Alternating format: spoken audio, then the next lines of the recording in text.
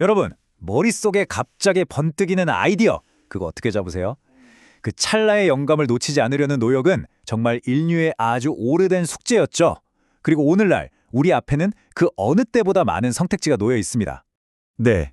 그래서 오늘날 우리 앞에 놓인 질문이 바로 이거죠. 디지털이냐, 아날로그냐.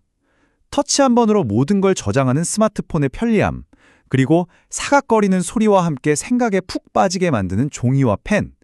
우리는 매일 그 사이에서 고민합니다. 맞아요. 이게 진짜 끝없는 고민인 것 같아요. 디지털의 그 엄청난 효율성, 이걸 택할까? 아니면 종이에 쓸 때 그 집중되는 느낌, 아날로그 감성을 택할까? 마치 하나를 얻으면 다른 하나는 포기해야만 하는 그런 딜레마 같죠. 그런데 만약에 역사상 가장 위대한 노트북이 이미 500년도 더 전에 종이랑 잉크로 만들어졌다면 믿으시겠어요? 자, 이 현대적인 고민에서 한 발짝 물러나서 진짜 놀라운 해답을 한번 찾아가 보죠. 네, 바로 레오나르도 다빈치입니다. 우리가 보통 다빈치 하면 화가로만 생각하잖아요. 근데 오늘은 좀 다른 면을 볼 거예요. 인류 역사상 가장 독보적인 사고 시스템을 만든 발명가 다빈치를 만나볼 겁니다. 그 비밀의 열쇠가 바로 그의 노트북에 있거든요. 무려 6,000장. 이게 지금까지 남아있는 다빈치 노트의 페이지 수예요. 상상이 가시나요? 와, 이 숫자 하나만 봐도 뭔가 기록에 대한 집요함, 거의 강박에 가까운 열정이 느껴지지 않으세요? 근데 더 놀라운 게 뭔지 아세요? 이 6,000페이지가요. 그가 실제로 남긴 기록의 5분의 1, 그러니까 딱 20% 정도일 거라고 추정된대요. 와, 대체 그의 머릿속에선 얼마나 많은 생각들이 터져나왔던 걸까요? 지금 보시는 것처럼 이건 그냥 뭐 일기나 메모장이 아니었어요. 지질학, 공학, 식물학, 천문학, 말 그대로 한 천재의 뇌를 통째로 종이 위에 쫙 펼쳐놓은 그런 지성의 지도 같았죠. 그림이랑 그림막 뒤섞여서 모든 학문을 그냥 자유롭게 넘나들고 있어요. 아니, 대체 뭐가 그의 노트를 이렇게까지 특별하게 만든 걸까요? 그 비밀은 바로 그의 철학, 모든 탐구의 바탕이 된 아주 중요한 원칙 하나에 있습니다. 이 원칙 때문에 그는 당시 다른 사람들과는 완전히 다른 길을 가게 돼요. 다빈치는 이렇게 선언합니다. 나는 저들처럼 저자를 인용할 순 없지만 훨씬 더 위대하고 가치 있는 것, 바로 그 스승들의 스승인 경험에 의지할 것이다. 그러니까 책에 쓰인 지식이나 권위 대신에 직접 보고 만지고 겪는 경험이야말로 진짜 진리라고 믿었던 거죠. 그래서 다빈치는요, 다른 사람의 지식을 그냥 앵무새처럼 따라 말하는 학자들을 나팔수라고 부르면서 좀 얕봤어요. 그에게 지식은 누가 알려주는 게 아니라 스스로 발견하는 거였거든요. 그의 노트는 바로 그 끈질긴 탐험의 증거인 셈이죠. 자, 바로 이 지점에서 정말 놀라운 연결이 만들어집니다. 다빈치에게 예술과 과학은 절대 다른 분야가 아니었어요. 그의 세상에선 모든 게 다 하나로 이어져 있었거든요. 예를 들면 이런 거예요. 그는 물이 소용돌이 치는 모습에서 본 그 움직임을요, 사람의 곱슬머리를 그릴 때 그대로 적용했어요. 자연에 대한 세심한 관찰이 그의 예술에 직접적인 영감이 된 거죠. 그리고 이 연결은 예술에서 끝나지 않고 진짜 엄청난 과학적 발견으로까지 이어집니다.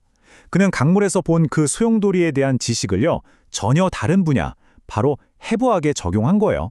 그 결과 혈액이 심장 판막을 지날 때 만드는 작은 소용돌이가 판막을 닫는 역할을 한다는 걸 무려 500년 전에 이미 발견해낸 거죠. 정말 대단하지 않나요? 그러니까 그의 노트는 이런 식으로 과학적인 정밀함과 예술적인 통찰력이 딱 만나는 지점이었던 거예요.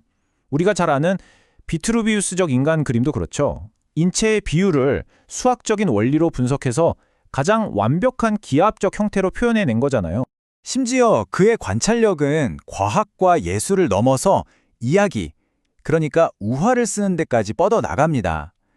예를 들어서 토끼를 보고 늘 겁에 질려 있다고 묘사하면서 그걸 통해 도덕적인 교훈을 주는 짧은 이야기를 만들기도 했어요. 진짜 천재의 엉뚱하면서도 날카로운 면이 보이는 부분이죠. 자, 그럼 이쯤에서 이런 생각이 들죠. 그래서 이 500년 전 천재의 노트가 지금 나랑 무슨 상관인데? 이제부터 다빈치의 시대를 초월한 방법들을 오늘날 우리 삶으로 한번 가져와 보겠습니다.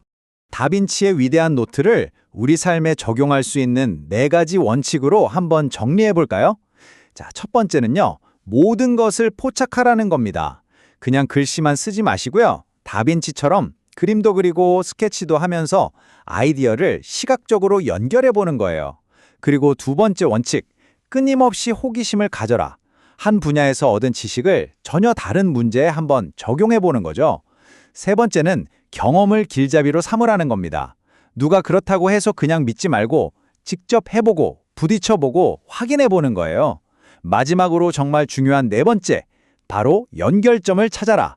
세상 모든 것들은 보이지 않는 끈으로 이어져 있다는 걸 이해하려고 노력하는 거죠. 네, 바로 이겁니다. 이게 핵심이에요.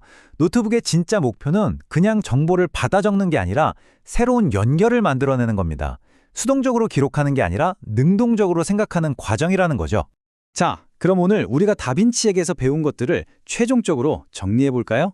첫째, 노트북은 그냥 기록하는 도구가 아니라 세상을 새롭게 보기 위한 도구라는 것.